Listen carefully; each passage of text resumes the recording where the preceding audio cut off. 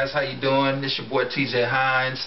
I'm glad you guys are tuning in to this video because this is a very good topic that I'm going to address.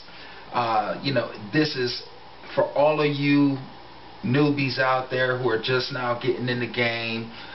Very excited about what you've been learning as far as wholesaling real estate goes, and you're just so anxious you want to get out there, get your first deal done, and that's great.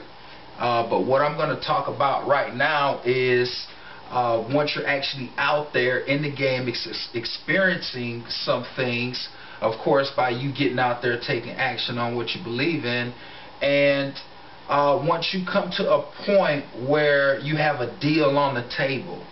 The topic is don't count your money too soon.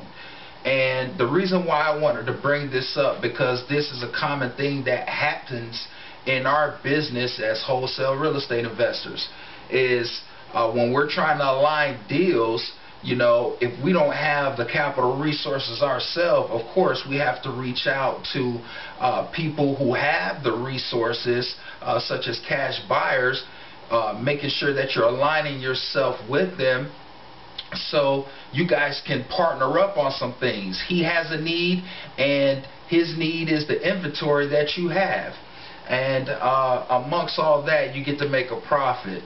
But what I wanted to talk about is when the deal is about to go to the closing table and just all hell breaks loose and the deal just falls through. A lot of times, and I still do this myself even at times, guys, when I have a property under contract and I usually find my end buyer within a very short amount of time, and I'm getting ready to go to the closing table within a couple weeks after I contract that property with my end buyer. Now, if something comes up with my end buyer that maybe he or she can't close, that's just something that's out of my control.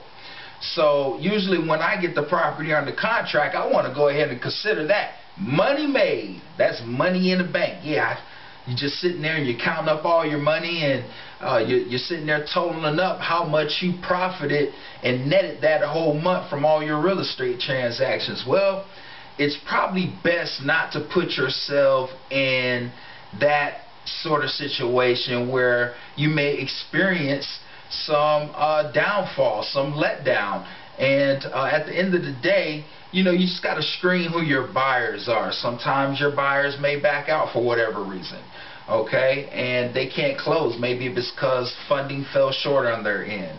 But whatever the case is, don't count your money until it's in your hand, guys. And one of the things I wanted to talk about, one of the big reasons why I wanted to bring this subject up is because, newbies, wholesalers, it's very easy to get distracted, to get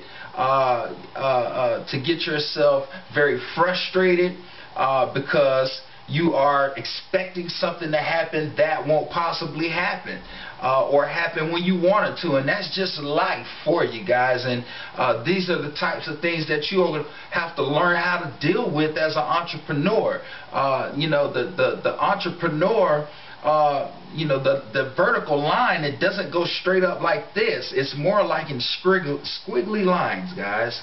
Okay, squiggly lines heading vertically all the way to the top. So it's going to be an emotional roller coaster ride throughout your tenure. No matter if you're in real estate investing, no matter if you're out there chasing your dream, you are going to have some setbacks. You are going to have some letdowns. Nothing worthwhile in this life having, it's easy. Okay, if it was easy, everybody could do it. So expect some things to happen along the way that you may not have planned on. But it's how you bounce back from those obstacles or those roadblocks that are placed in your way, challenging you, just putting you in situations to test you. These are life tests. Okay, so don't count your money too soon, guys. Wait till you got it, the check in your hand. Just the other day I had a property that I contracted with an end buyer. We went into contract with my end buyer, and I gave them a certain time when they had to get the money up in escrow. Gave them 48 hours to get the money up in escrow, and usually I don't allow that. Okay, alright. So I gave them 48 hours to get the money up in escrow. They never got the money up in escrow, so you know, it was no need for me to count that money. You know, I don't consider that deal pretty much locked up until the escrow is put up. Okay, when the escrow is put up, then you know you got you something serious. Then you can start leaning towards maybe counting that money. Because 9 times out of 10, if a buyer is willing to put the escrow money up, they're going to close on the property, okay?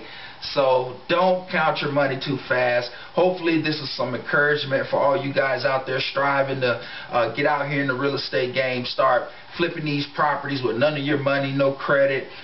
If you have any questions pertaining to this topic, or you have any topics, questions just regarding wholesaling real estate, period, please reach out to me at info@mrflipperhouse.com.